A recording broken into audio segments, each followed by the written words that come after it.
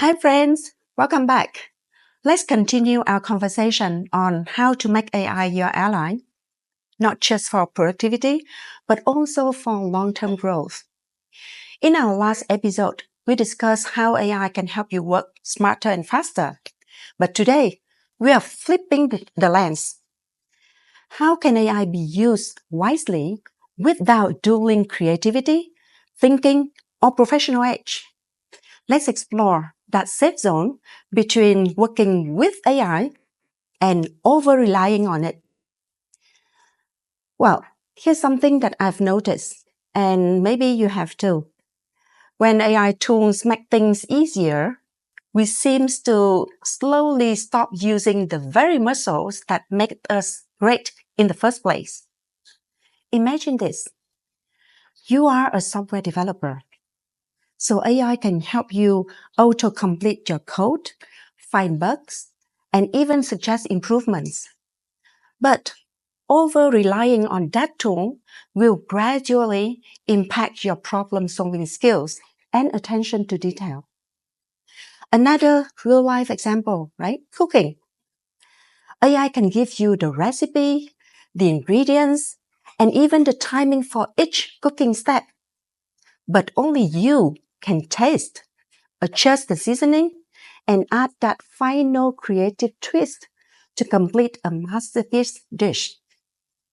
So, no matter what your job is, you are the artist, the creator, the one who makes the differences, not AI.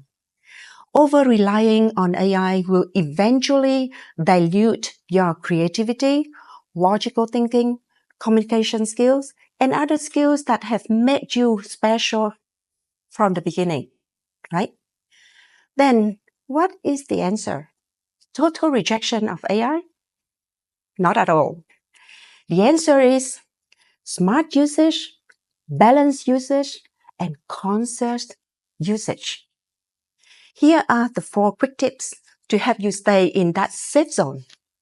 Number 1, start with your brain, not the bot. Before you ask AI for any ideas, take about roughly 5 minutes to brainstorm your own. You can use AI to get a second opinion that adds another perspective to your first version and improve it, right? Now, second, use AI for structure, not substance. Let it help you organize, summarize, or outline, but the insights, the style, the soul of the content should still come from you. Third, don't skip the struggle. Just like working out, solving challenging problems will build your brain muscle and therefore improve your thinking. So use AI after you have tried, not before. Okay? And very importantly, don't forget the 4 things. Reflect after using AI. Ask yourself, did this tool make me think better or faster?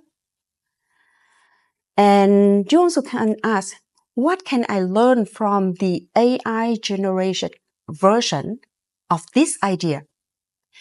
Sometimes AI does not give you the right answer or solutions that you've expected.